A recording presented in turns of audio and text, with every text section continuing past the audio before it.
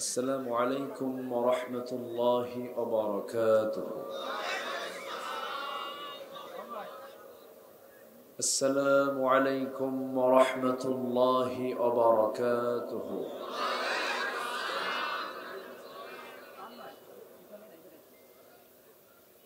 إن الحمد لله الأكرم الذي خلق الإنسان وكرم وعلمه من البيان ما لم يعلم، فسبحان الذي لا يحصى امتنانه باللسان ولا بالقلم.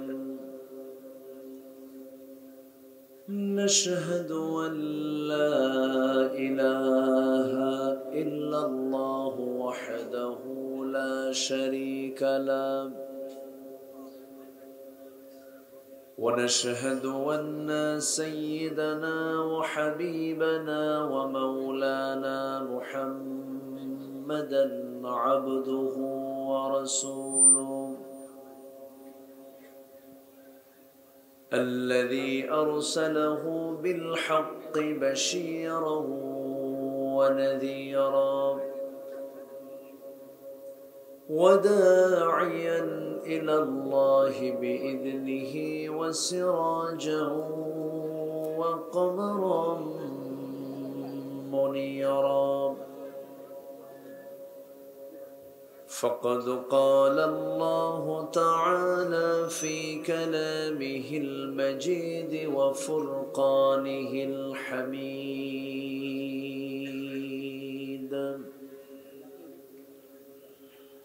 أعوذ بالله من الشيطان الرجيم.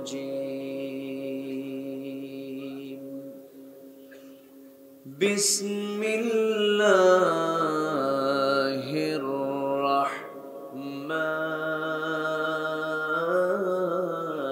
الرحيم.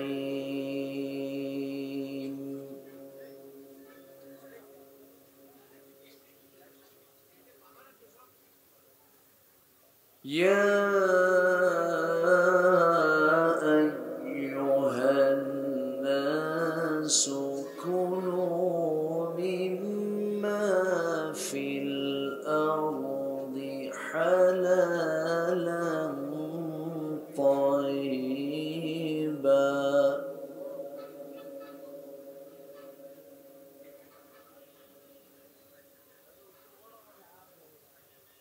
ولا تتبعوا خطوات الشيطان إنه لكم عدو مبين.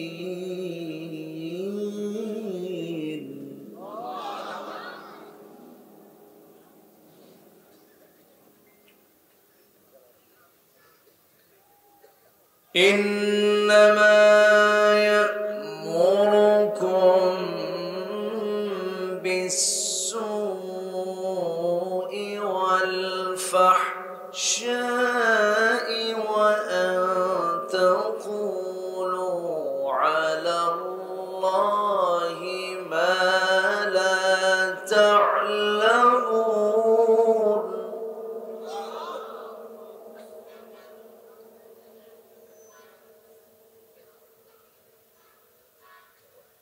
وإذا قيل لهم اتبعوا ما أنزل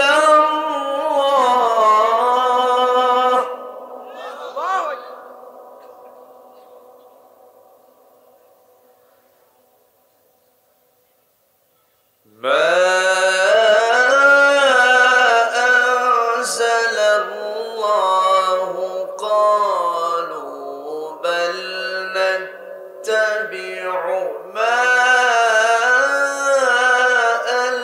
ألفينا عليه آباءنا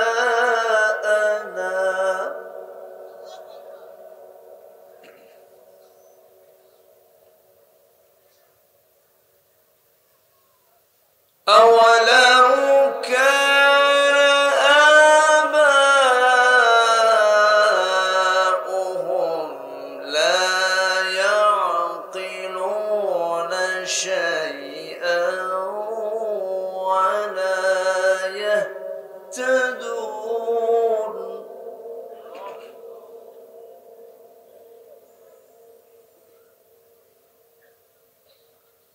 الله أكبر بسم الله الرحمن الرحيم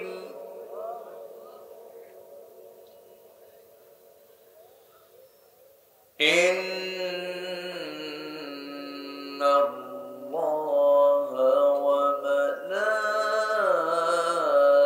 وملائكته يصلون على النبي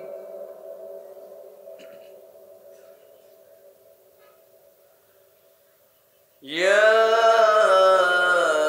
أيها الذين آمنوا صلوا عليه وسلموا تسليما اللهم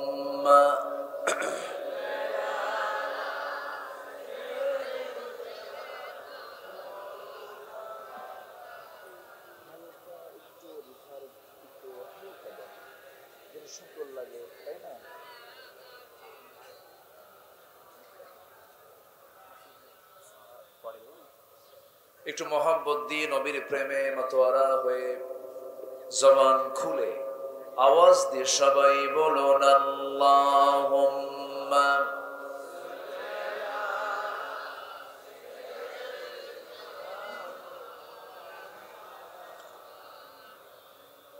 ওয়া আলা আলি সাইয়্যিদিনা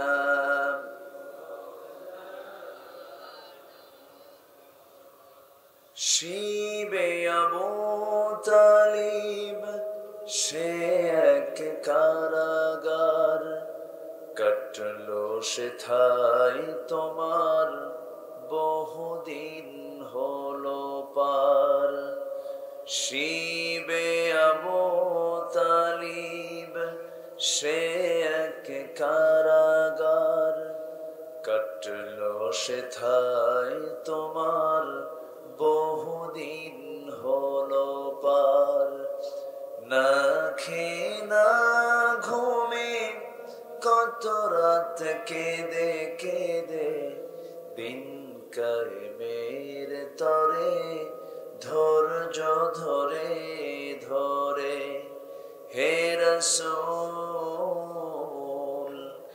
এসে গেল বদর উহুদ খন্দক পরীক্ষা জানমাল দিয়ে পাশ হলো সকল পরীক্ষা অবশেষে হয়ে গেল দিন কায়েমের বিজয় তরি রাসূল আমার বলে দিলেন খায়রুল কুরুনি করনি আল্লাহুম্মা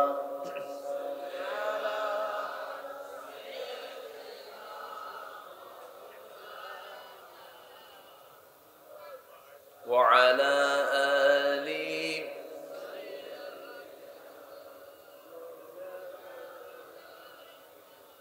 সবাই বলুন বালাগাল উলা বিকামালিহি কাশাফাত তুজা বিজামালিহি হাসুনাত জামিউ খিসালিহি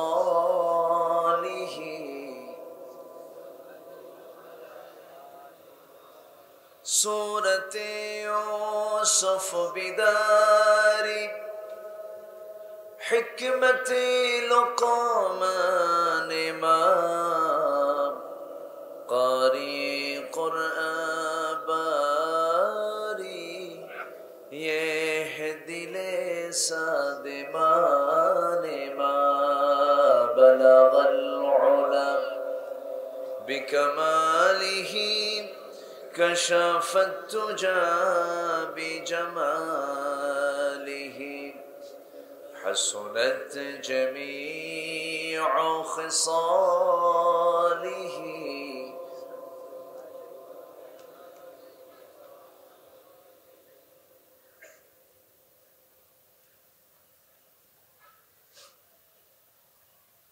বৃহত্তর কুষ্টিয়া অঞ্চলের চুয়াডাঙ্গা জেলার সদর উপজেলার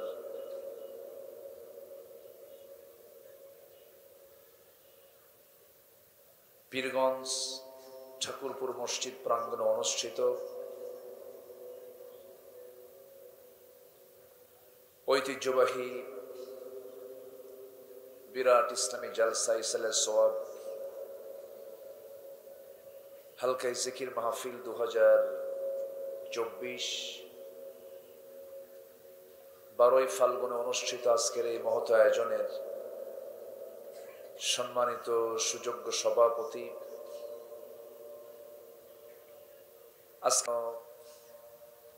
অতিথিবৃন্দ,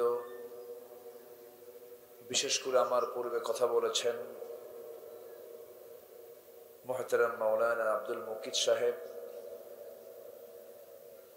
কথা বলেছেন মাওলানা মুফতি আব্দুর রশিদ সাহেব, কথা বলেছেন আমার অনুজ, আমার প্রিয় ভাইজান জনাব মাওলানা ইয়ামিন সাহেব সহ উপস্থিত হাজরাত উলামায়ে কেরাম, ফদলা ইজাম, সুশীল সমাজ, জাতির শ্রেষ্ঠ সন্তান শিক্ষক মণ্ডলী, জাতির বিবেক সাংবাদিক বৃন্দ, প্রশাসনের দায়িত্ব নিয়োজিত কর্মকর্তা বৃন্দ, সামনে উপস্থিত দূরে কাছের বিভিন্ন স্থান থেকে ছুটে আসা কালিমার ঝান্ডাবাহী, তাওহীদের পতাকাবাহী, দ্বীন ইসলামের নরসারদুল বীর মুজাহিদ, প্রাণ প্রিয় সম্মানিত দ্বীনি ভাইরা, আড়ালে বসে আছেন শ্রদ্ধেয়া সম্মানিতা মা বোনেরা, আলোচনার সূচনায় আনুষ্ঠানিকতার মধ্য দিয়ে আমার পক্ষ থেকে আবারও দিল খোলা সালাম, আসসালামু আলাইকুম ওয়া রাহমাতুল্লাহি ওয়া বারাকাতুহু। সবাই কেমন আছেন?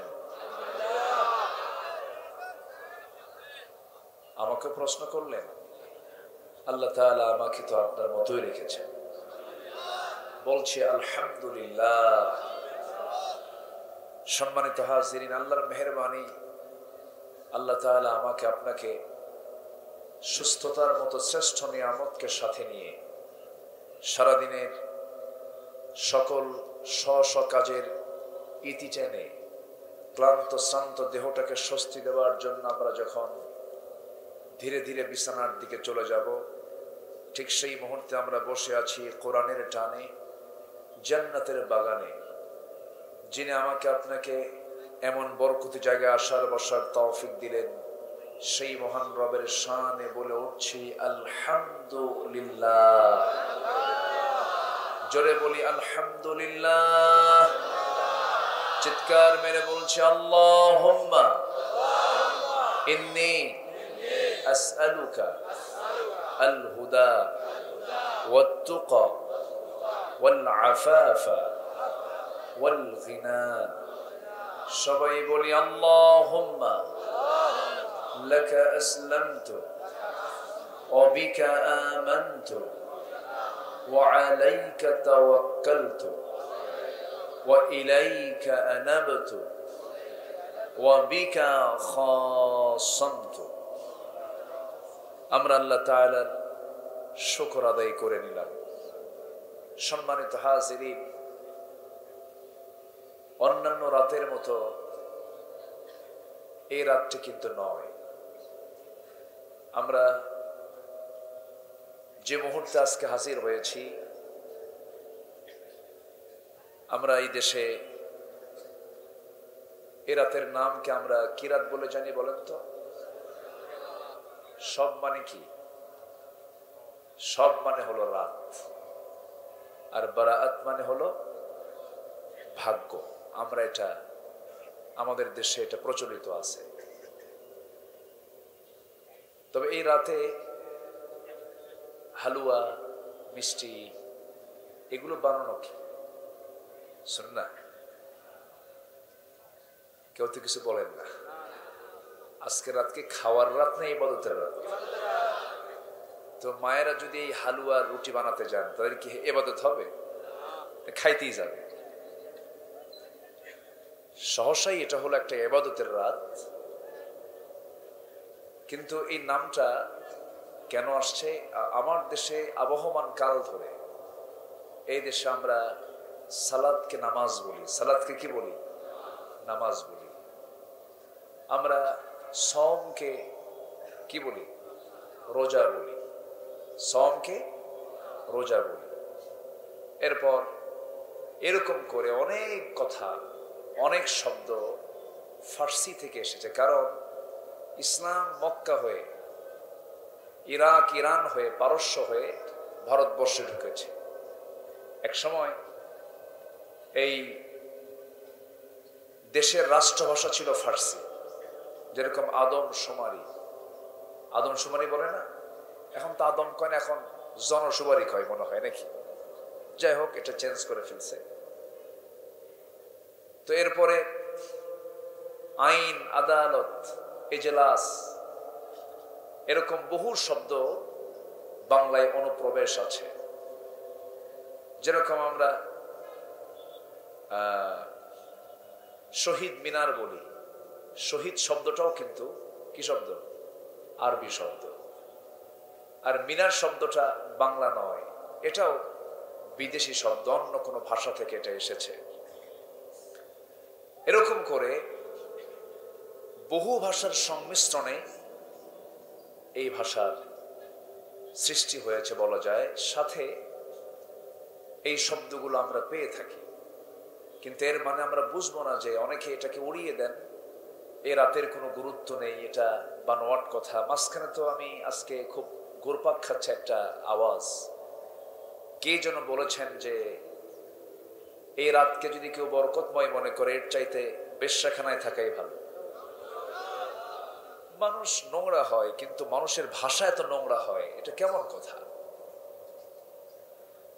আপনি বলেন, আপনার হয়তোবা যদি এটা আপত্তি থাকে, আপনি শুদ্ধ ভাষায়, সুন্দর ভাষায়, মার্জিত ভাষায় প্রয়োগ করেন।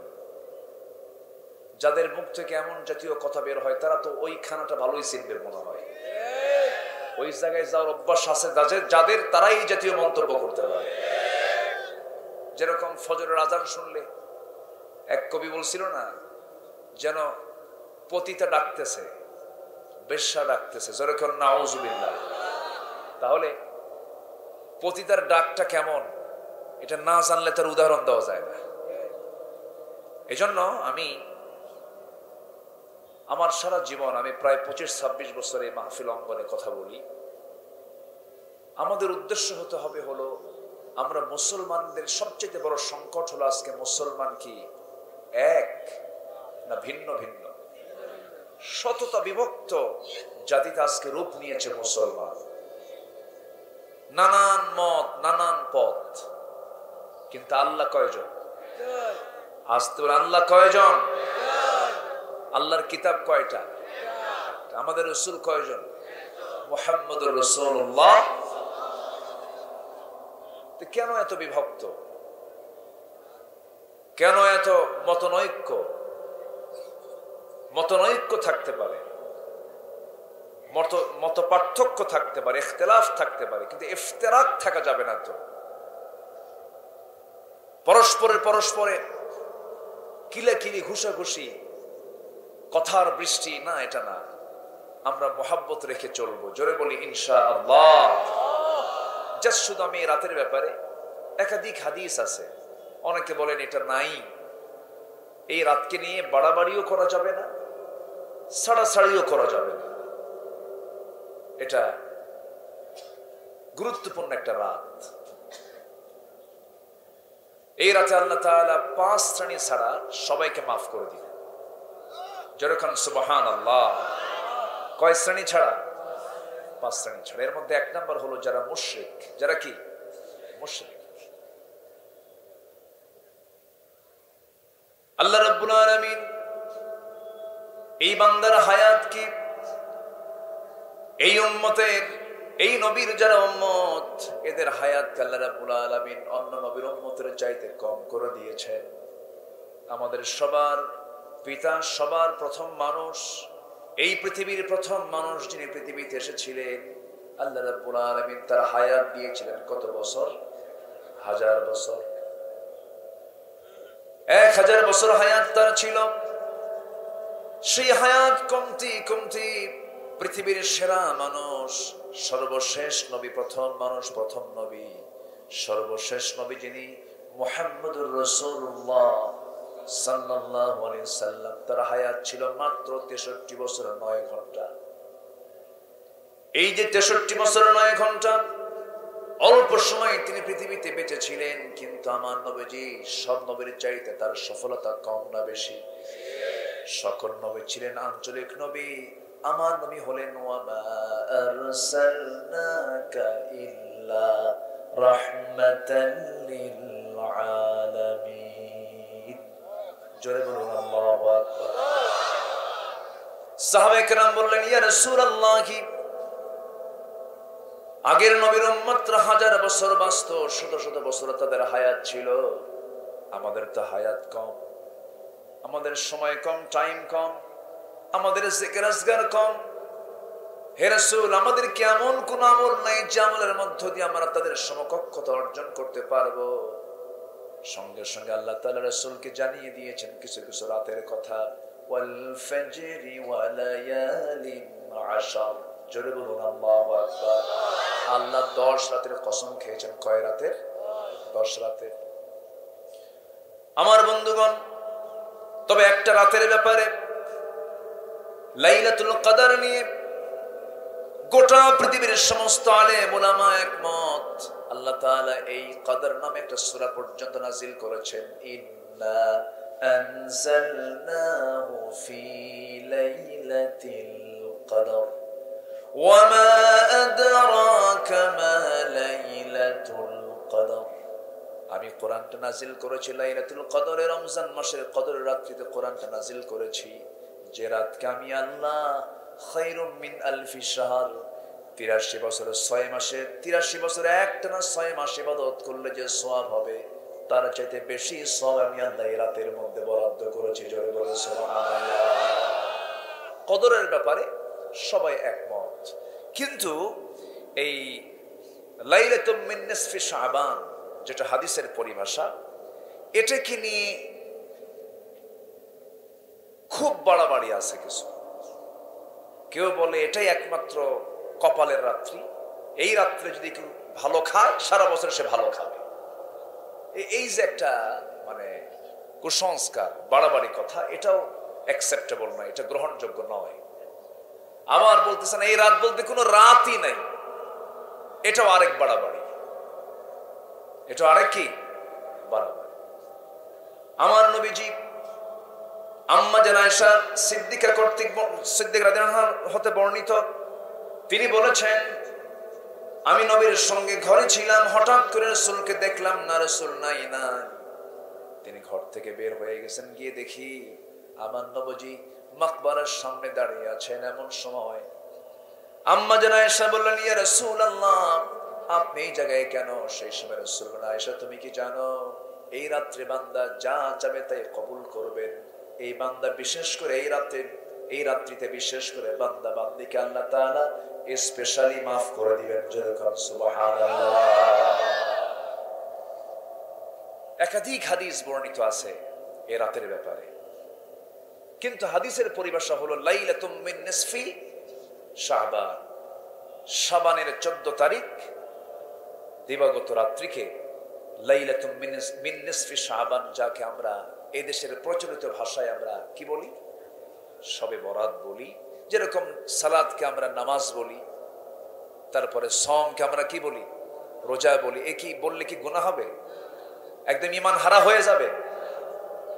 আমরা সালাতকে নামাজ বলছি, সমকে রোজা বলছি। তো লাইলাতুম মিন নিসফি শাবানকে আমার দেশে কি বলা হয়? শবে বরাত বলা হয়।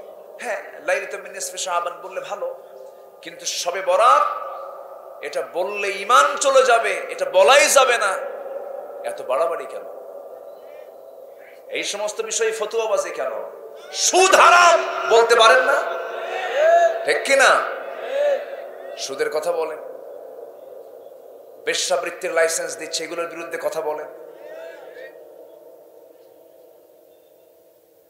তারাবি নামাজ কয় রাকাত হবে, বেতের নামাজ কয় রাকাত হবে, আমিন আসতে হবে না জোরে হবে, ফরজ নামাজের পরে মোনাজাত হবে কি হবে না, এগুলো ছোট্ট বিষয় নিয়ে গন্ডগোল করেন কেন? ইন্নামাল মুমিনুনা ইখওয়া ফাসলিহু বাইনা আখওয়াইকুম, নিজেদের মধ্যে ইসলাহ করে নাও, ঠিক করে নাও। তোমরা জেনে রেখে দিও, তোমরা মুমিনরা একমাত্র তোমরা ভাই ভাই। জোরে কোন আল্লাহু আকবার। এই সম্পর্ক টিকে রাখার দরকার আছে না নাই? যতদিন পর্যন্ত মুসলমান ভ্রাতৃত্বের বন্ধনে আবদ্ধ না হবে, ততদিন পর্যন্ত মুসলমান মায়ের খাবেই খাবে, মায়ের খাওয়া বন্ধ হবে না। একটা প্ল্যাটফর্মে আসতে হবে সম্মানিত ভাইয়েরা। তাহলে এই রাতের অবশ্যই বরকত আছে না নাই? আসতে বলবেন না, আছে না নাই? আমার নবীজি নিজে বলেন, ইন্নাল্লাহা লা ইয়াত্তালিউ লাইলাতুন নিসফি মিন শাবান ফায়াগফিরু লিজামিই খালকিহি। আল্লাহ তাআলা এই নিসফে শাবানের রাত্রিতে সকল সৃষ্টিকে maaf করে দেন, সকল বান্দাকে maaf করে দেন যদি সে maaf চায়। তবে দুইটা শ্রেণীকে, এই হাদিসে দুইটা শ্রেণীর কথা আসছে, দুই শ্রেণীকে maaf করা হয় না, ইল্লা লিমুশরিকিন আও মুশাহিন ওয়া মুশাহিন। দুই শ্রেণীকে maaf করা হয় না। নাম্বার 1 হলো যারা শিরকের কাজে যারা জড়িত থাকবে, নাম্বার 2 হলো যারা হিংসুক। যারা কি হিংসুক? তো আমার দেশে নাই। আমার দেশে কি হিংসার আবাদ হয় না মানবতার আবাদ হয়? আবাদ হয় কিসের? উদারতার না মানবতার? উদারতার মানবতার না হিংসার? একজন জেগে উঠলে আরেকজন ওরে কেমনে নিচে নামাবে, এই চেষ্টায় ব্যস্ত থাকে। তুমি কোন জায়গা থেকে আসলা?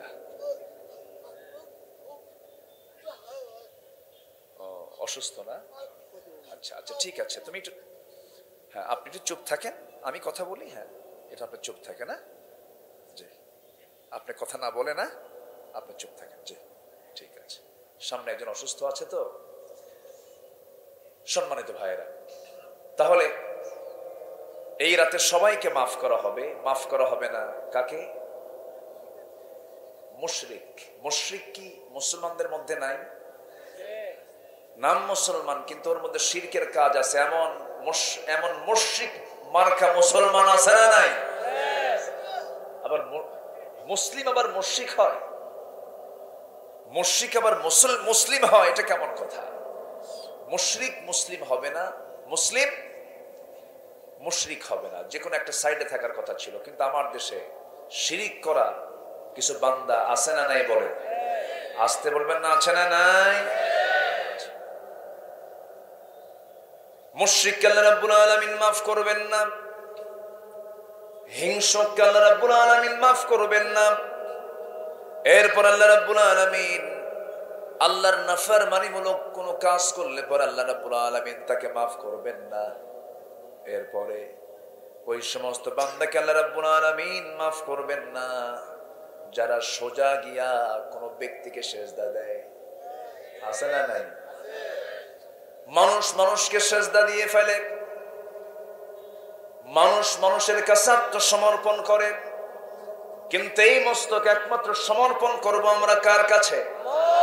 আল্লাহ রাব্বুল আলামিন বলেন, আফাগায়রা দীনিল্লাহি ইয়াবগুন ওয়া লাহু আসলামা মান ফিস সামাওয়াতি ওয়াল আরদি তাওআন ওয়া কারহা।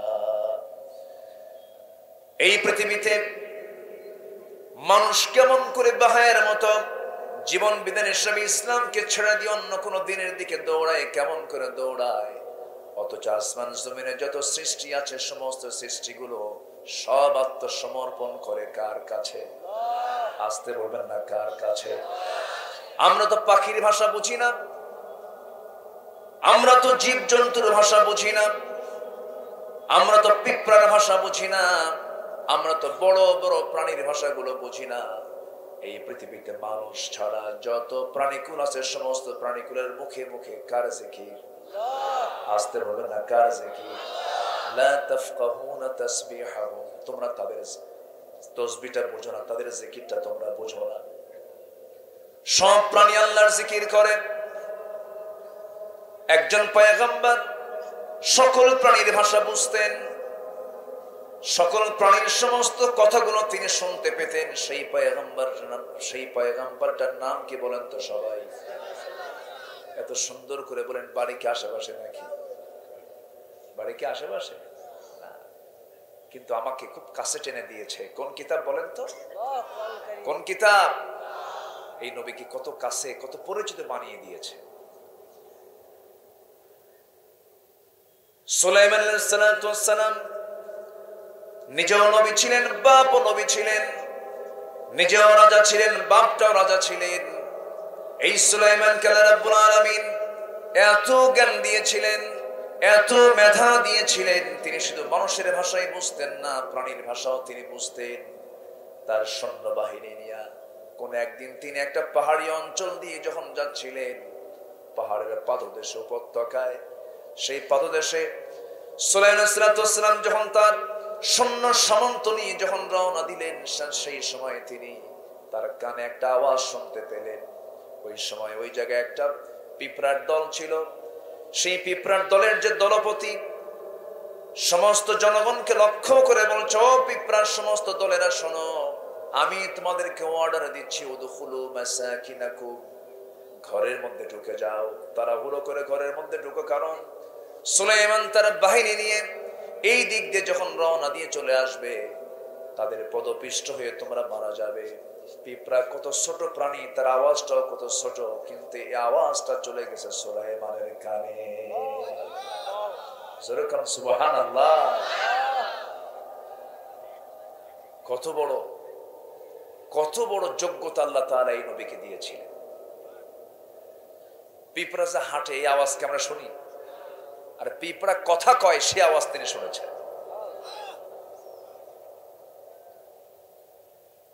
পিঁপড়া কি আদৌ কি ছোট প্রাণী? না। পিঁপড়া শক্তিশালী না আমরা শক্তিশালী? বলেন তো, ভালো করে বলবেন। পিঁপড়ার গায়ের ওজন বেশি না আমার গায়ের ওজন বেশি? পিঁপড়ার গায়ের ওজন বেশি, কারণ আমরা আমাদের নিজের শরীরের ওজনের চাইতে বড় জোর দ্বিগুণ ওজন আমরা মাথায় নিতে পারবো, কিন্তু পিঁপড়া তার দেহের ওজনের চাইতে 40 গুণ বেশি ওজন তার মাথায় নিতে পারে। কত গুণ? 40 গুণ। আচ্ছা, আমার নাকের ঘ্রাণ বেশি না পিঁপড়ার নাকের ঘ্রাণ বেশি? আপনার বাড়িতে মিষ্টি আছে কোথায় আপনি কিন্তু জানেন না, কিন্তু কে জানে? পিঁপড়া কিন্তু ঠিকই হাজির হয়ে যায় মিষ্টির কাছে। তাহলে ওর নাকে আল্লাহ তাআলা, প্রাণীটা এত ছোট প্রাণী, চোখে পড়েই না, এমনও পিঁপড়া আছে চোখেই পড়ে না, যাদের চোখ দুর্বল, দেখি না, পিঁপড়া শুদ্ধ মিষ্টি। অথচ সেই পিঁপড়ার নাকের ভিতরে এই ঘ্রাণ শক্তি যিনি দিয়েছেন তিনি কে? আসতে বলে, তিনি কে? আল্লাহ তাআলা। এমনি প্রাণীর নামে আল্লাহ তাআলা একটা সূরা দেন, সূরাতুন নামল, পিঁপড়ার সূরা। তো এই মানে পিঁপড়ার নেতা যখন, পিঁপড়ার দলপতি যখন এই কথাটা বলতেছে, তখন এই কথাটা আল্লাহর পয়গম্বরের কানে চলে গেছে। শুনে চট করে সেই দলপতিকে হাতের তালুতে নিলেন, হাতের তালুতে নিয়ে কথা বলছেন। ফাতাবাসসামা দাহিকান, মুস্কি মুস্কি হাসি দিলেন। এক নেতা, জনগণের নেতা, পিঁপড়ার নেতার সঙ্গে দুই নেতার কথোপকথন হচ্ছে। সুবহানাল্লাহ বলবেন না? সব প্রাণী কিন্তু জিকির করে। জলভাগের সবচাইতে বড় প্রাণী হলো নীল তিমি। এই নীল তিমির হাড়ের ওজন, এই হাড়ের ওজন হলো 600 কেজি। কত কেজি? 600 কেজি যদি ওর হাড়ের ওজন হয়, তাহলে এখন বলেন তো বডির ওজনটা কি হতো? 600 কেজি ওজনের এই হার্ট প্রতি মিনিটে স্পন্দিত হয় 8 থেকে 10 বার, এবং এই হার্টবিট স্পন্দনের আওয়াজটা শোনা যায় 4 থেকে 5 মাইল দূর থেকে। জোরে বলে সুবহানাল্লাহ। কোন প্রাণী কি না খেয়ে থাকে? আচ্ছা, সমস্ত প্রাণী মানুষ ছাড়া যা খায় ওরা কি হারাম খায় না হালাল খায়? মানুষ না, আস্তে করে, মানুষকে হারাম খায় না হালাল খায়? হ্যাঁ, আমার সাবজেক্ট আমি যাচ্ছি আস্তে আস্তে। আজকে আমি যে আয়াত তেলাওয়াত করেছি শুধু মিলাই নেব। এখন আমি এমনি একদিকে যাচ্ছি না, কিন্তু আমি যাচ্ছি, আমি সাবজেক্ট বের করে দেব। আমি এখনই ফাইন্ড আউট করবো সাবজেক্টটা কি। সমস্ত প্রাণী হুকুম মানে কার? সকল ক্ষেত্রে সমস্ত প্রাণী কার জিকির করে? বান্দা কার করে? বান্দা করে? বান্দা করে? হ্যাঁ, সমস্যা আছে কিছু নাকি? সমস্যা আছে দেখি তো কিছু কথা বলা দরকার। সবাইকে আমাকে সময় দিবেন? সবাইকে সময় দিতে রাজি আছেন? জোরে বলি ইনশাআল্লাহ। আপনারা মঞ্চটা নিচু করেছেন, মঞ্চটা একটু উঁচা করা লাগতো। অনেক নিচ থেকে পিছন থেকে এইরকম করে চেয়ে আছে, ঘাল লেগে যাচ্ছে, তাই না? ঠিক না? কই কিছুই তো ঠিক নাই। ঠিক তো কইলেন, ঠিক ঠিক কই, একটু উঁচা হওয়া লাগতো। যাই হোক, হ্যাঁ, ওইটা ফিক্সড হলে উঁচা করতেন, এরপরে কিছু দিয়ে ইট দিয়ে গাঁথা হোক, এরপরও দিতেন। একটু উঁচা হলে ভালো হতো, তাই না? এই যে মেহমান, সব তো মেহমান, তারা তো মেহমান হয়ে আসছে। তারা এখন বসে আছে, এরকম করতেছে, খুব কষ্ট পাচ্ছে, কিন্তু কষ্ট করে যেহেতু হয়ে গেছে। কষ্ট বেশি করলে সব কম হবে না বেশি হবে? বেশি হবে। একটু বসেন, যে যেখানে আছেন আমরা বসি সবাই। তাহলে কোন প্রাণী হারাম খায় না, কোন প্রাণীর জিকিরের কোনো অভাব নাই। আচ্ছা বলেন তো, এই যে তাল গাছে যে একটা পাখি বাসা বাঁধে, সেই পাখিটার নাম কি বলেন তো? বাবুই পাখি। আচ্ছা, ওই যে বাসাটা বানায় ওর ইঞ্জিনিয়ার কে? বাবুই পাখি নিজেই তো ইঞ্জিনিয়ার। ও কি কোনো মিস্ত্রিকে ডাক দেয়? আমরা কাকে ডাক দিই? মিস্ত্রি ডাকি, ইঞ্জিনিয়ার ডাকি, কিন্তু বাবুই পাখি কাউরে ডাক দেয়? ও নিজেই কিন্তু ইঞ্জিনিয়ার। এত সুন্দর বাসা বানায়। এখন তো তাল গাছ নাই, ওরকম তাল গাছ তার খুঁজে পাওয়া যায় না। এত সুন্দর বাসা, পৃথিবীর সমস্ত আর্কিটেক্ট, সমস্ত সিভিল ইঞ্জিনিয়ারকে আপনি ডাকেন, বলবেন যে তোরা এরকম একটা বাসা বানা, 14 গোষ্ঠী বিদায় নেবে, পারবে না। ঠিক কিনা? অথচ বাবুই পাখির মাথার ব্রেনের ওজন কয় কেজি? কোন কেজি মেজি হবে? মোটর দানার মতো। যে মোটর দানা আছে না, মোটর দানার চেয়ে ছোট্ট। এই ছোট্ট মোটর দানার ভিতরে আল্লাহ রাব্বুল আলামিন কি ইঞ্জিনিয়ারিং জ্ঞান দিয়েছেন, কি বুদ্ধি দিয়েছেন, এত সুন্দর বাসা বানায়।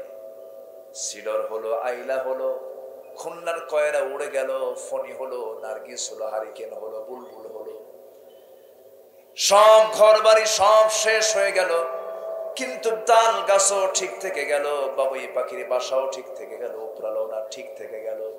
এত সুন্দর বাসা, এত সুন্দর তার লাইফ স্টাইল। আমরা যখন চলতে যাই তখন মাঝে মাঝে স্থলপথে চলি, নৌপথে চলি, আবার বিমান পথে চলি। যদি আমি এখন এই মুহূর্তে বিমান পথে চলতে চাই, আমাকে যেতে হবে যশোর এয়ারপোর্টে। রাত্রেবেলা হবে না, সকালবেলায় চড়তে হবে, বোর্ডিং পাস নিতে হবে, ইমিগ্রেশন হবে, কত চেক আপ হবে, বিমান ক্রু আমার ব্যাগ চেক করবে, এই চেক করবে, দুনিয়ার ঝামেলা। কিন্তু বাবুই পাখি ছোট্ট একটা প্রাণী, সে যখন চলাফেরা করে, স্থলপথ ব্যবহার করে না, নৌপথ ব্যবহার করে না, সবসময় সে ভিআইপি বিমান চালায়। সুবহানাল্লাহ বলবেন না? কিসে চড়ে? তেল লাগে নাকি? আজ থেকে তেল লাগে? তেলও লাগে, তেলও লাগলো না, জ্বালানি লাগলো না, যানজট লাগলো না। গতকালকে আমার প্রোগ্রাম ছিল সন্দ্বীপ, সেই হাতিয়া, সন্দ্বীপ, মনপুরা, এই কুতুবদিয়া, এই বিশাল বড় বড় দ্বীপ, 9 কিলোমিটার সমুদ্র পাড়ি দিয়ে সন্দ্বীপে মাহফিল ছিল। সেখান থেকে আসতেছে এখানে কত নৌপথ, স্পিড বোট, বাস, গাড়ি, কত কি করে কষ্ট করে আসলাম।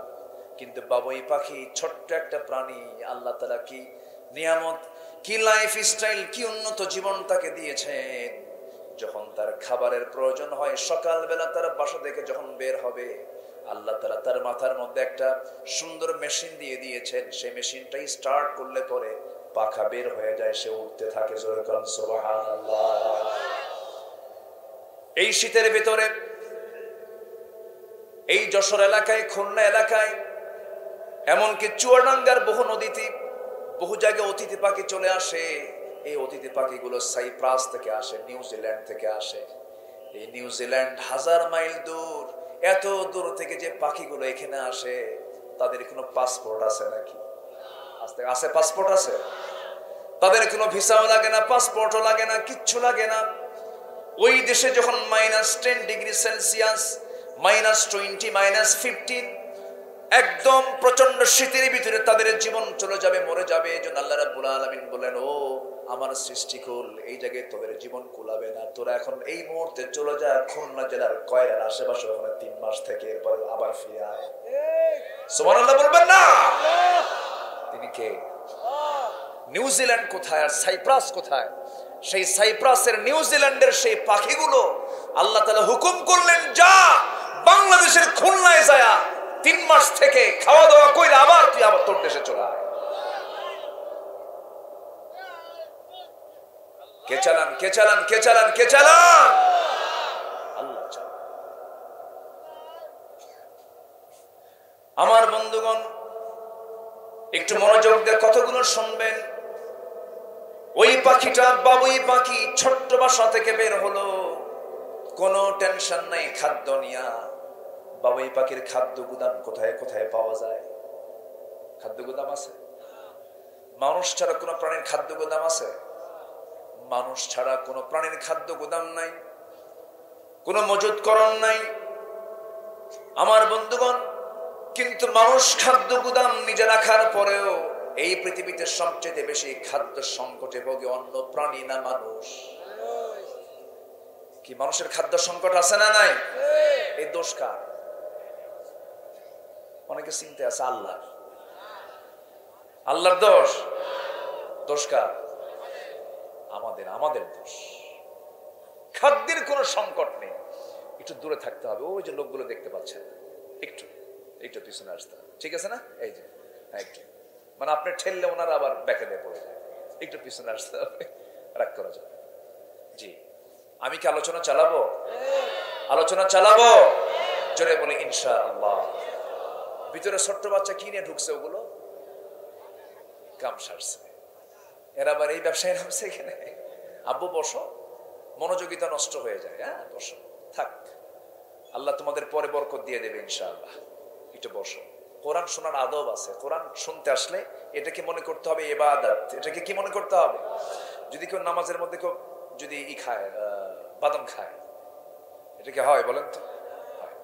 নামাজের মধ্যে যদি কেউ অন্য কোনো কাজ করে, এটা হবে? হবে না। কোরআন শোনাটাও ইবাদত। আল্লাহ তাআলা বলছেন কিচ্ছু করা যাবে না কোরআন শোনার সময়, শুধু 2টা কাজ করবা। কি? কটা কাজ? 2টা কাজ। 1 নাম্বার হলো ফাসতামিউ লাহু, মনোযোগ দিয়ে শুনবা। ওয়া আনসিতু, চুপ থাকবা। এই হুকুমটা কি মোল্লার না আল্লাহর? তাহলে মাহফিলে এসে 2টো হুকুম আল্লাহ তাআলা দিয়েছেন, মাহফিলে বসলেই 2টো হুকুম ফলো করবা। 1 নাম্বার হলো মনোযোগ দিয়ে শোনো, আর কি? চুপ থাকো। কার হুকুম এটা? আল্লাহর হুকুম। একটু বসে। সম্মানিত ভাইরা, তাহলে কোন প্রাণীর মধ্যে গন্ডগোল নেই। আচ্ছা, জলভাগে প্রাণী বেশি না স্থলভাগে প্রাণী বেশি? ভালো করে বলবেন। স্থলভাগে না জলভাগে? জলভাগে। জলভাগে তো 3 ভাগ। জলভাগে প্রাণী তো বেশি। তিমি মাছ, যার হাড়ের ওজন 600 কেজি, ওর গায়ের ওজন 120 টন। সে বড় বড় জাহাজ আটকায় দেয়। সে তার প্রত্যেক দিন তার বাচ্চাকে দুধ খাওয়ায় 50 থেকে 60 মণ দুধ। যেরকম সুবহানাল্লাহ। তাহলে এই যে খাদ্যের ডিপার্টমেন্ট, এই যে প্রাণীগুলো খাবার সব যোগান দেন কে? কোনদিন কি শুনছেন যে অমুক সাগরে মাছের আন্দোলন করছে? এরকম কি শুনছেন কখনো? তাহলে কোন প্রাণীর মধ্যে খাদ্য নিয়ে আন্দোলন নেই, মারামারি নেই, হুড়াহুড়ি নেই। মানুষের মধ্যে আরো নাই। আসতে কয় মানুষের মধ্যে আছে না নাই? আচ্ছা, অথচ সবচেয়ে বেশি দাম কার? আসতে কয় সবচেয়ে বেশি দাম কার? সবচেয়ে বেশি সম্মান দিয়েছেন কাকে? আল্লাহ তাআলা মানুষকে। এবং সবচেয়ে সুন্দর করে মানুষকে বানিয়েছেন। যদিও আকারে বড় তিমি, যদিও আকারে বড় স্থলভাগের ভিতরে বড় বড় হাতি যদিও বড়, কিন্তু আল্লাহ তাআলা মানুষকে সবচাইতে বেশি দাম দিয়েছেন, সম্মান দিয়েছেন এবং মানুষকে সবচেয়ে সুন্দর আকৃতি দিয়েছেন। মানুষের ব্যাপারে আল্লাহ রাব্বুল আলামিন বলেন, লাকাদ খালাকানাল ইনসানা ফি আহসানি তাকওয়িম। আমি সবচাইতে মানুষকে সুন্দর করে আকৃতি দিয়ে বানায়া দিছি।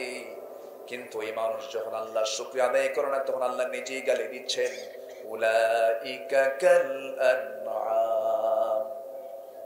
যে আল্লাহ মানুষকে সবচেয়ে বেশি দাম দিলেন, সে আল্লাহ বলতেছেন যে এরা হলো চতুষ্পদ জন্তু, এর চাইতে জঘন্য।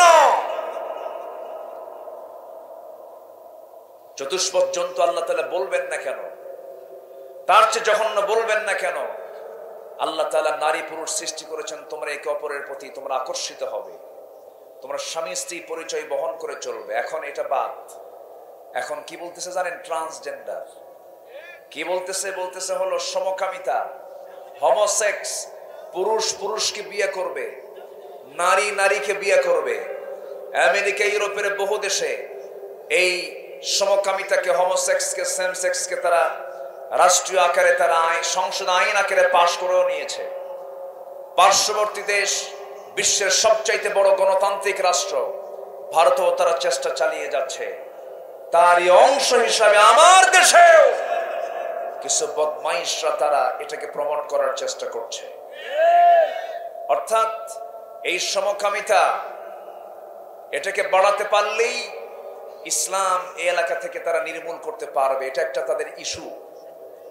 ধর্ম থেকে দূরে রাখা, ধর্মের উল্টা কাজ সমাজে চালু করলেই তো ধর্ম হেরে যাবে, এটা তাদের অপচেষ্টা। সম্মানিত ভাইয়েরা, এই সমকামিতা শুরু হয়েছিল 5000 বছর আগে, সেই কওমে লূতের সময়। ওই সময় কওমে লূত তারা সমকামিতায় জড়িয়ে পড়ে, পুরুষ পুরুষ জেনা করে, এটাতে জড়িয়ে পড়ে। শেষ পর্যন্ত আল্লাহ তাআলা সেই জাতিকে আসমানে তুলে নিচে থেকনা মেরে মাটিতে গেড়ে দিয়ে জনমের মতো শেষ করে দিয়েছেন। সেই সমকামিতাকে প্রমোট করার জন্য আমার দেশে কিছু লোক উঠে পড়ে লেগেছে। আছে না নাই? আসতে বলবেন না, আছে না নাই? লেগেছে। অথচ দেখেন এর মধ্যে আবার কিছু ভালো মানুষও আছে। ব্রিটেনের প্রধানমন্ত্রী ঋষি সুনাক, প্রেসিডেন্ট ওয়ার্ল্ডের ব্রিটেনের প্রধানমন্ত্রী ঋষি সুনাক বললেন, a man is a man, a woman is a woman, that's just a common sense. একটা পুরুষ একটা পুরুষ, একটা নারী একটা নারী, এটা বোঝার জন্য বুদ্ধিজীবী হওয়া লাগে না, কমন সেন্সই যথেষ্ট। যে সম্পর্কের ফলাফলে কোনো বাচ্চা পৃথিবীতে আসে না, মানব সন্তান আসে না, সেই সম্পর্ক কখনো বৈধ হতে পারে না। অতএব এই সমকামিতা, এই ট্রান্সজেন্ডারকে নিয়ে যারা বেশি নাচানাচি করছে, সময় বেশি দিন নেই। যারা ক্লাস 9-10 সিলেবাসে ফিলিস্তিনের মানচিত্র না দেখায়া যারা ইসরায়েলের মানচিত্র দেখায়, তারাই হচ্ছে দেশে ইহুদি খ্রিস্টানদের চরম দালাল এজেন্ট। তারা ওই সমস্ত বাতিলদের মোকাবেলা করতে রাজি আছেন কারা কারা? হাত উঁচু করে দেখা।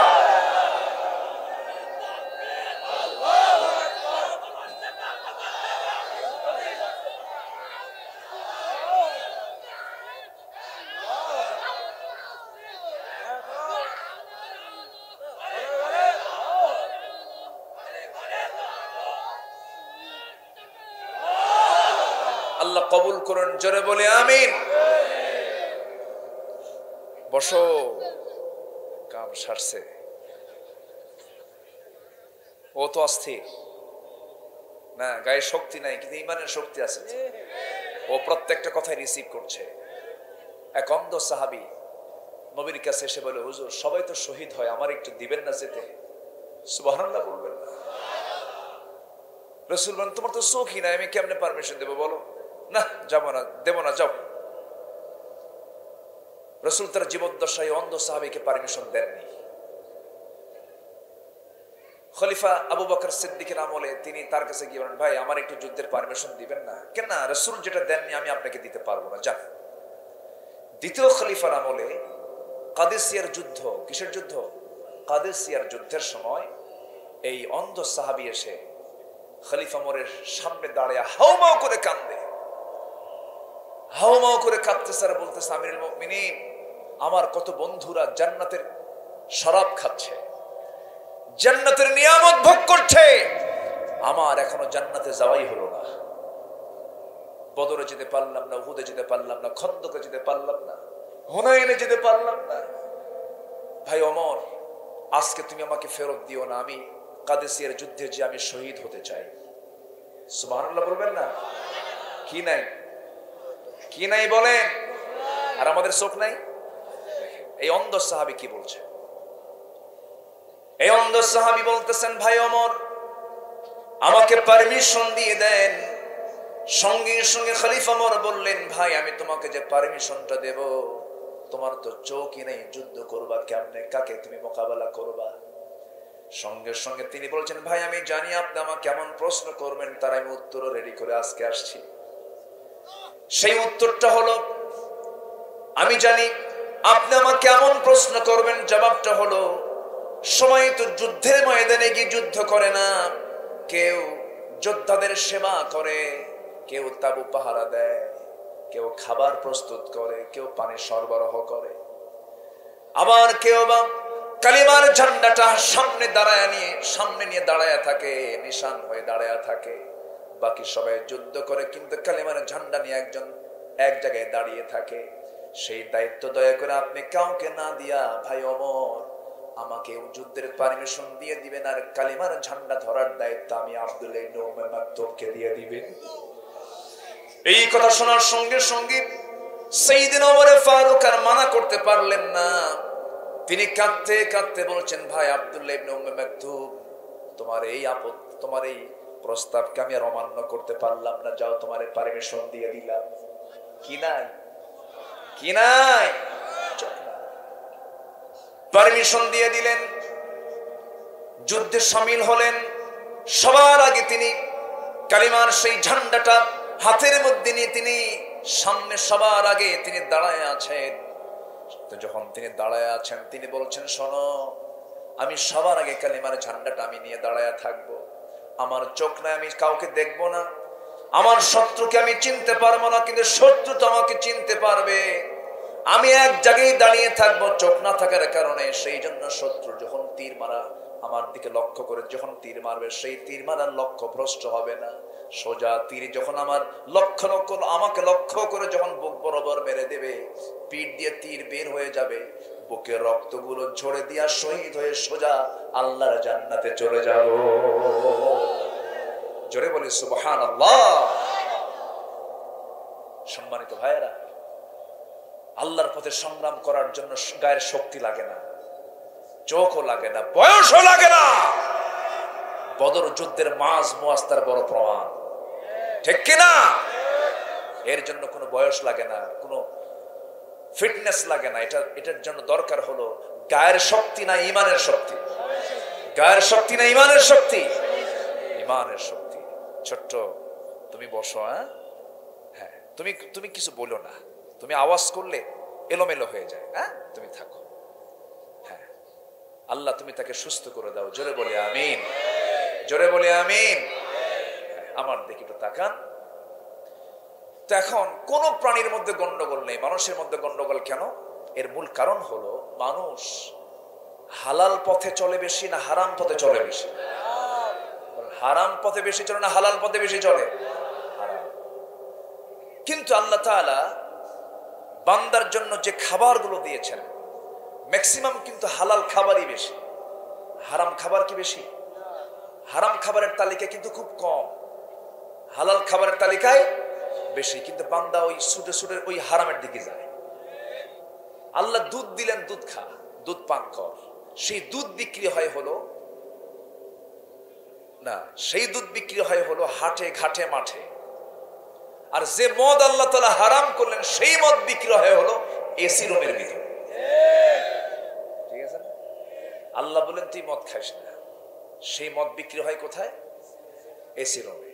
আল্লাহ বললেন তুমি আঙ্গুর খাও, কোনো সমস্যা নাই, কিন্তু আঙ্গুর কি তুমি পচায়ও না। কিন্তু বান্দা কি করে? আঙ্গুর আসতে কয়, আঙ্গুর কি করে? পচায়। মাটি দিয়ে কাদা হয়, এই কাদা যদি আপনি কোনো ব্যক্তির কপালে মেরে দেন, সে কি মরে যাবে? মরবে না, হয়তো তার হালকা লাগবে, মরবে না। কিন্তু ওই মাটি যদি আপনি আবার ইট ভাটাই নিয়ে পোড়ান, আর সেই পোড়া ইট নিয়ে যদি কপালে মারেন, বলেন রক্ত কি বের হবে কিনা? বলেন। তাহলে মাটি কিন্তু দুটাই, একটা কাদা মাটি আর একটা কি? পোড়া মাটি। আঙ্গুর তো ফল, কোনো সমস্যা না, আঙ্গুর খা, সমস্যা নাই, কিন্তু আঙ্গুর পচায় খেতে পারবি? কার কথা? আসতে বলবেন না, কার কথা?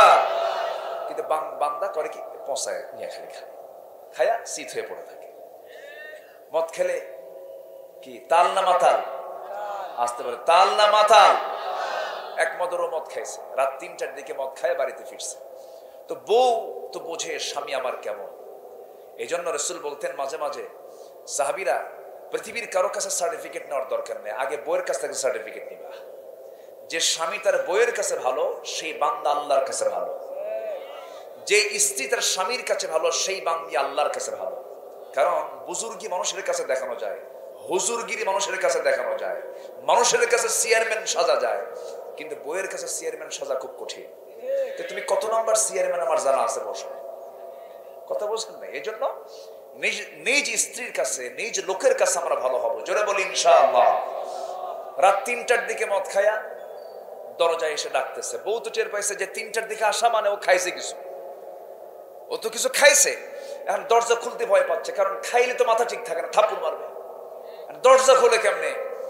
বড় ছেলে আছে বাড়িতে, ছেলেকে ডাক দিয়ে বলতেছে, বাবা আয়, তোর আব্বা আসছে রাত 3টার দিকে, বুঝিসই তো সমস্যা। তো ছেলেকে ডাক দিয়ে দরজার কাছে আসছে, মার ছেলে একসঙ্গে এসে দরজা খুলতেছে।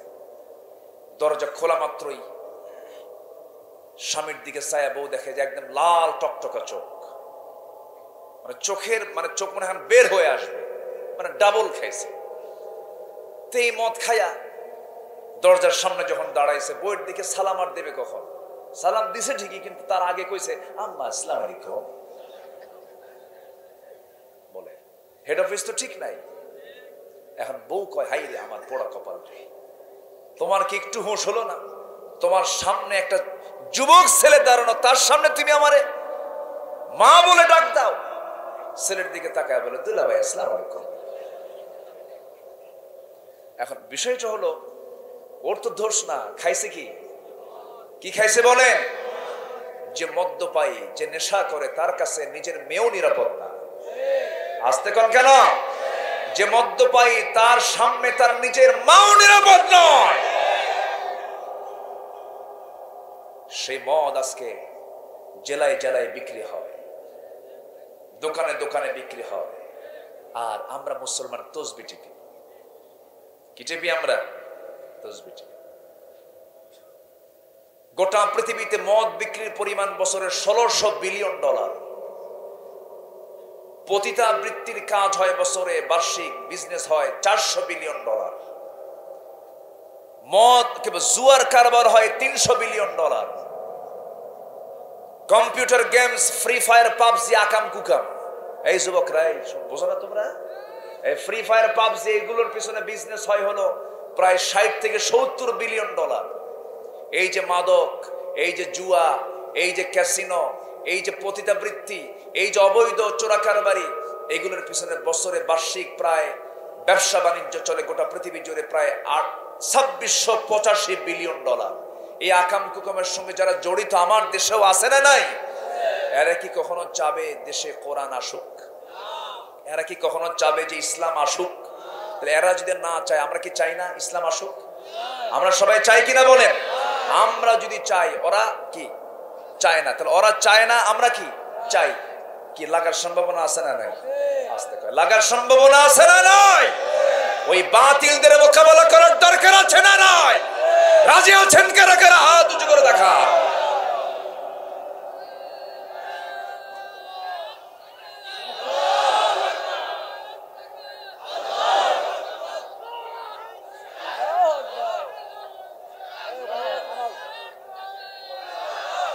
আল্লাহ কবুল করুন, জোরে বলি আমিন।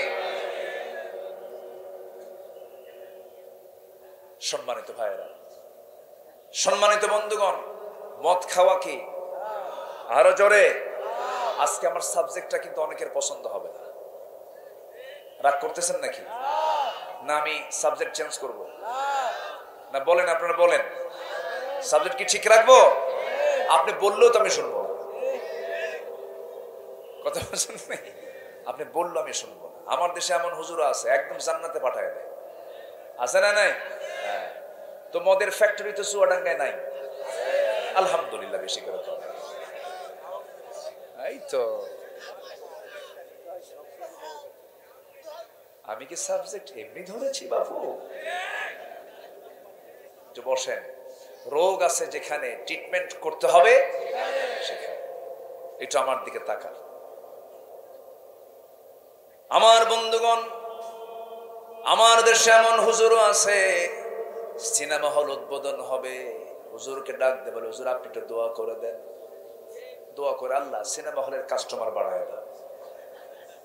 আছে, আছে না নাই? সব হুজুরে কি হুজুর? বলেন, সব হুজুর কি হুজুর? সম্মানিত ভাইয়েরা, হ্যাঁ, বেনামাজির জানাজা পড়ায়, তাই না? হ্যাঁ, বেনামাজির জানাজা নামাজি কেন পড়াবে? কি ঠিক কিনা বলে? বেনামাজির জানাজা কেন নামাজি পড়াবে? চোরের জানাজা চোর পড়াবে, ঠিক কিনা? বেনামাজির জানাজা বেনামাজি পড়াবে। সারা জীবন নামাজ পড়ো নাই, তুমি এখানে জানাজার জন্য হুজুরকে ডাকতেছো না? হুজুর ভাড়া করে নিয়ে যাবা, ভাড়াটিয়া হুজুর হওয়া যাবে না, ঠিক কিনা? সারা জীবন আল্লাহর হক নষ্ট করেছো। যারা নামাজ পড়বে না, ওই সমস্ত গ্রামের যারা লোক আছে যারা নামাজ পড়বে না, ওদের জানাজা পড়া হবে না, এমনি মসজিদে হাজির হয়ে যাবে। এটা উচিত, এটা করা দরকার, ঠিক কিনা? বাজার সমিতি আছে না নাই? বাজার সমিতি কত এজেন্ডা নিয়ে বসে, এই সমস্যা, ওই সমস্যা, ওই সমস্যা। সবচেয়ে বড় সমস্যা হলো নামাজ না পড়ার সমস্যা। এটা নিয়ে সমিতি বসে, নিজে তো গাঁজা খায়। নিজে কি খায়? গাঁজা খায়। গাঁজা খায়, ও রাজা হয়ে থাকে। কষ্ট পাচ্ছেন আপনারা? আলোচনা চালাই, আলোচনা চলুক, জোরে বলি ইনশাআল্লাহ। আমার সাবজেক্ট হলো হালাল গ্রহণ, হারাম বর্জন। হালাল গ্রহণ, হারাম বর্জন। সূরাতুল বাকারা আয়াত নাম্বার 168। একটু মিলাই দেই, দেখেন আল্লাহ কি বলতেছেন এখানে। কষ্ট পাচ্ছেন না তো? চুয়াডাঙ্গা তো, আপনাদের ভাষা অনেক সুন্দর, আপনাদের ব্যবহার অনেক সুন্দর। যাদের কথা সুন্দর হয় তাদের ব্যবহারও সুন্দর হয়, বলি আলহামদুলিল্লাহ। গতকালকে যেখানে ছিলাম, ভাষা খুব জটিল। ছোট বাচ্চাকে বলতেছে বাবা, তার বাচ্চাকে বলতেছে মুতিয়াই হুতি যা। কি কথা কি বুঝতেছেন আপনারা? বুঝলেন কি? বোঝেন নাই মনে হয়। মানে পেশাব করে শুয়ে পড়ো বাবা, মুতিয়াই হুতি যা, মুতিয়াই হুতি যা। এই ভাষা কি চুয়াডাঙ্গায় আছে? কি সুন্দর ভাষা আপনাদের। আমি তো অবাক হয়ে যাই যে এই এলাকার ভাষাগুলো কারোই খারাপ না। রিক্সাওয়ালাও যে ভাষায় কথা বলে, কলেজের প্রফেসরও সেই ভাষায় কথা বলে, বলি আলহামদুলিল্লাহ। এলাকায় আপনার জন্ম, আপনি ধন্য। আমার নবীজি সবচেয়ে শুদ্ধ আরবি ভাষাভাষী মানুষ ছিলেন। আমার নবীজির কোন আঞ্চলিকতা আরবি আমার নবীর কথার মধ্যে ছিল না। নাহনু আফসাহুল আরব, রাসূল বলেছেন আমি হলাম আরবের সবচেয়ে শুদ্ধ ভাষী একজন আরবি ভাষার মানুষ। আপনিও বুক উঁচু করে বলতে পারবেন আমি বাংলাদেশের সবচেয়ে শুদ্ধ ভাষার বাংলা বলনেওয়ালা একজন মানুষ। তার মধ্যে আবার ফেব্রুয়ারি, কি মাস বলেন? এটা কি মাস? ফেব্রুয়ারি। কিসের মাস এটা? ভাষার মাস। মুতিয়া বুতি যায়, কি কথা বলেন? খুব সুন্দর। আপনারা বলি আলহামদুলিল্লাহ। ভাষার জন্য শুধু জীবন দিলে হবে না, ইসলামের জন্য জীবন দিতে হবে। কিসের জন্য জীবন দিতে হবে? ইসলামের জন্য। সাহাবীরা কিসের জন্য জীবন দিয়েছেন? দ্বীনের জন্য, ইসলামের জন্য। আল্লাহ রাব্বুল আলামিন সূরাতুল বাকারার 168 নম্বর আয়াতে বলছেন ইয়া আইয়ুহান নাসু কুলু মিম্মা ফিল আরদি হালালান তাইয়িবান ওয়া লা তাত্তাবিউ খুতুওয়াতিশ শাইতান ইন্নাহু লাকুম আদুউম মুবিন। জোরে বলুন আল্লাহু আকবার। এই আয়াতের কয়েকটা আয়াত পরে এখানে ইয়া আইয়ুহান নাস বলে সম্বোধন করা হয়েছে। আবার আল্লাহ রাব্বুল আলামিন 172 নম্বর আয়াতে এবার ঈমানদারকে লক্ষ্য করে বলছেন, ইয়া আইয়ুহাল্লাযীনা আমানু কুলু মিন তাইয়্যিবাতি মা রাযাকনাকুম ওয়াশকুরু লিল্লাহ ইন কুনতুম ইয়্যাহু তা'বুদুন। জোরে বলুন আল্লাহু আকবার। 168 নম্বর আয়াতে আল্লাহ রাব্বুল আলামিন বলেন সূরাতুল বাকারা বাড়িতে গিয়ে মিলাই নেবেন। আমি একটা কথা নিজে বানিয়ে বানিয়ে বলতে আসিনি। আল্লাহ তাআলা বলছেন, হে মানব মণ্ডলী শোনো, কুলু খাও, কুলু খাও। কুল এক বচন, কুলু বহু বচন, কুলু খাও। মিম্মা ফিল আরদি, এই জমিনের ভিতর থেকে যা কিছু আছে এর মধ্যে যেটা হালাল এবং তাইয়্যিবা, যেটা পবিত্র, হালাল এবং পবিত্র জিনিসগুলো তোমরা, খাবারগুলো তোমরা খাও। হারাম কোনো খাবার খাওয়া যাবে, হারাম কোনো খাবার খাওয়া যাবে। কার কথা? আসতে বলবেন না, কার কথা? আল্লাহর কথা। হারাম খাবারের তালিকা তো বেশি নয়, খাদ্যের মধ্যে হারাম খাবার কিন্তু বেশি নয়। মহান রব্বুল আলামিন 173 নম্বর আয়াতে বলছেন,